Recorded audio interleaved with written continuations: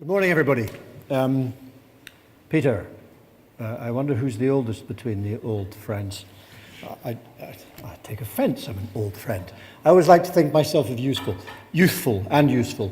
I would actually like to turn the discussion towards practical things quite rapidly because I'm delighted about the shared point that's on here. For me, the headline is a smart future is a shared future. And there's no better time for us to think about that. The good news is there's quite a few initiatives in place to actually cause that to happen. These sorts of events are important in that context. And speaking of context, there are a lot of people in the room that within your lifetime, something's going to happen that's never happened before and will never happen again. And you might go home and think about that and have a conversation with your loved ones about it. So in my life, the population of the world will treble. That's never happened before and never happen again. Now, the context of that is vitally important on all sorts of systems: food, demography, health, the economy. Every single thing that you can think about is affected by that. And it's affected in every place that we live, whether we like it or whether not, whether the population in your city is trebling or not. So that's a very powerful context from which to start the discussion around what we can do together in cities. I'd like to talk about two things. One is what's important from the standpoint of enabling cities to move forward, and the other is to get very practical about some specific projects. I shall endeavour to be rapid, and if I can negotiate 3 minutes and 15 seconds, in addition, I will show a video also, which I think is an important one from the standpoint of some of the enabling things. So let me get started on that topic of enablement and that topic of practical activities. On the enablement thing, I believe there are three things which are dysfunctional and opportunistic and vitally important for us to get right. The first is collaborative and sustained leadership. Now, particularly for some of the individuals in the room, when I talk about city leadership, you personalize that. You make that mean you. I don't mean leadership in the sense of an individual. I mean leadership in the sense of a system. And by the way, that's not just one municipality. That's the collective urban area. If we don't get that vital thing right, cities will not be led forward. So to get sustained, i.e. beyond political terms, collaborative, i.e. public, private, the society, and all the leadership, is really, really hard to do. There are systems that do that. We shouldn't try and do it just by the seat of our pants. We should really try and do it from the sense of a more scientific approach. So that's the first vital enabler. The second vital enabler is a huge opportunity, which is how do you engage society? I would suggest to everybody in this room, there is no city on this earth that really deeply understands society at a personal level. Why might that be the case? And what is the opportunity to move us forward on that? Well, interestingly, now we can actually connect with society in ways that we could never do before in terms of a lot of the things that we carry around with us, devices and such like. We can engage with society in completely different ways. That second area is a huge opportunity for us. And the third area is how you digitize, the power of digital. In the last few years, we have collected more information than we've collected for the entire humankind, the times that we've been on Earth and social. And that's a really important thing to think about. It's kind of like 3 times the population in one lifetime.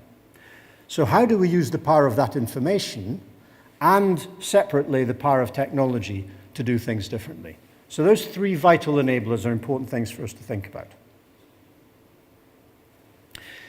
Talking to the topic of collaboration and some of the enabling aspects, things I observe. So I have 2 jobs. One is to deal with cities globally, and the other is to deal with the European Commission and our business with the European Commission.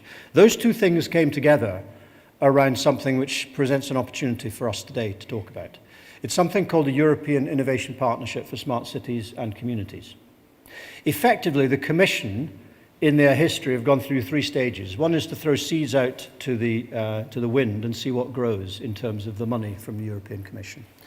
The second was to say, that's all very interesting. Some of the weeds that come up, some of the flowers that come up are great, but actually let's start focusing on large-scale pilots, which is what they've done. And the third is the stage they're starting at the moment under the EIP, for smart cities and communities. And that is to say, can we get cities to collaborate?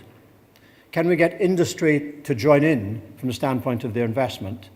And by doing that, can we actually get funds?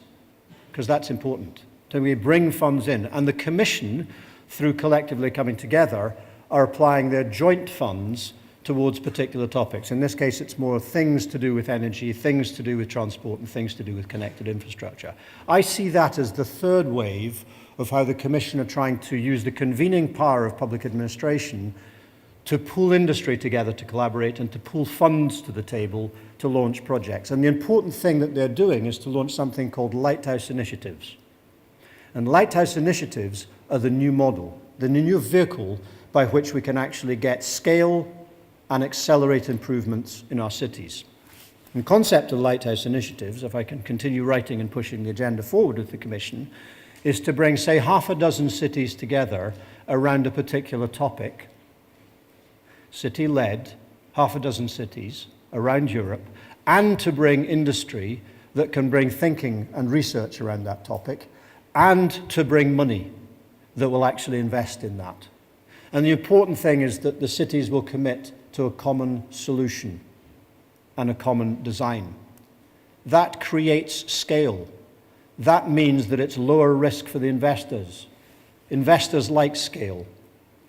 So the aspect of a smart future as a shared future is about how we actually engender some form of collaboration across the cities. Now, part of making things happen is about some other enabling aspects. And the film, which is about 3 minutes long, is the result of a recent event which BIS, the UK Business and Innovation and Skills Directorate, and British Standards Institute. You think of standards, you think of boring documents that take a long time and nobody wants to read them. That's true, by the way. And it takes a lot of time to write them. And I overstate to make the point. What BIS and BSI focused on were 4 topics which are also very important, and it's interesting to think about what guidance they're bringing to the table on that. One is, what is the economic case for smart cities? 2 is, what form of business models can we construct that would actually make it work in smart cities? 3 was, how do we attract funding towards smart cities? And 4 is, how do we actually take the procurement process and use it intelligently so we can rapidly engage the various different parties? And I think those 4 are also vital enablers. So if we could roll the video for 3 minutes and 15 seconds, then you'll see just a little bit of a feel for that event. So what BSI are trying to do is to actually reposition what they mean in life. And that's important because common protocols and common guidance is a vital thing for us to actually do in order to recognize that we can move cities together collaboratively. If I look around the room, and if you look at each other, you tend to focus on the differences. Actually, we're enormously similar, and cities are exactly the same. So if I held an aspirin in my hand, you probably know what it meant and what you could do with it, and you take a choice around that. Why don't we focus on the similarities rather than focusing on the differences? And that's very much around where I think we can take cities forward.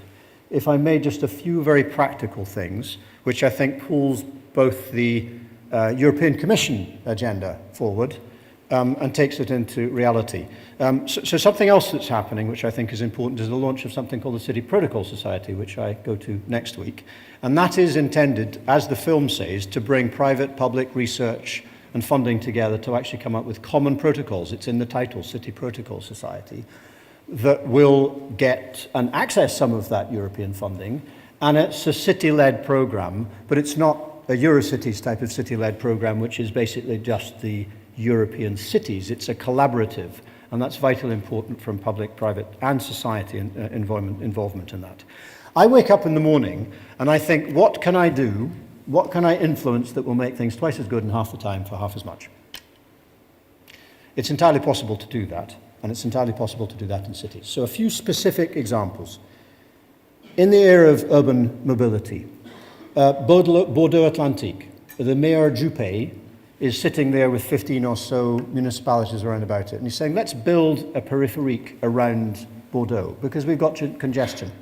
That's a good idea. Well, in the old world, that would be an excellent idea. the aspiring new mayor says, hang on a second, if we can get 7 people in every 5 cars rather than 6 people in every 5 cars as we presently have, then I don't need to invest that massive amount of money, which requires behavioral change. However, the fact that I can ping information to individuals that tells them precisely what time it's going to take, gives them choice of transport routes and such like, allows you to use modern information and communications technologies to change behaviors. So there's different ways of approaching the same problem, and we need to seek to do that, and we need to seek to do it in a manner that industry is prepared to invest in, and more importantly, funders are prepared to invest in it. A lot of the discussion around the table here is about business friendliness and economic generation. If I take London, there are 1,200 businesses that start up every week. What London should focus on is how to help businesses fail rapidly. Because out of those 1,200 businesses, around about 1,159 of them fail every week. So make it very specific. There's a mate of mine who's opposite his house is a restaurant, and in the last 10 years, 8 restaurateurs have come in, and all of them have failed. It's not because they were bad chefs. So let's take a specific. A Portuguese restaurateur comes into London, and he's got a week to try and find a place that he's going to actually start up his business. So what does he do? He rushes around, he goes to a real estate agent, he says, I've got a perfect property for you, and it's already set up as a restaurant. So he goes there, and he starts up a restaurant, and he fails. And this is real.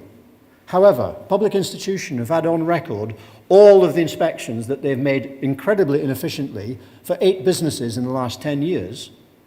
So they know that 8 businesses fail there. The credit card companies can tell you exactly what the cover charge is, and it's probably too high. There's a whole bunch of information out there, some of which you have to buy, some of which is freely available, but it's locked up in cupboards to actually pull it together to help small businesses. I have asked multiple cities around the world how good they are at business friendliness. It's almost offensive, the question. They say, we're extremely good. Then when you actually dig underneath that, say, well, we're actually pretty good for big business, but we're shocking for small businesses, and we need to get an awful lot better, an awful lot faster. And by the way, the landscape has changed in terms of where the competitive nature is. It's now Latin America, it's now Asia Pacific. So I'm slightly worried now. Information and technology can pull together information such that when the Portuguese restaurateur comes into London, at the airport he's greeted with a surface, and it informs him about things, and it gives him choices about things that helps him actually grow his business. That's not a minor task. That's actually quite a complicated thing to put together. And we've been working on it, but no city has decided to do that yet.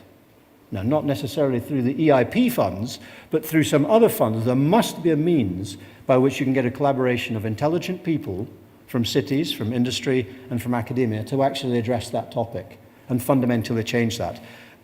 And there are a dozen or so different ideas that walk across every single walk of life that I have got ideas on. So there's 2, and I probably am running out of time. Thank you, Peter.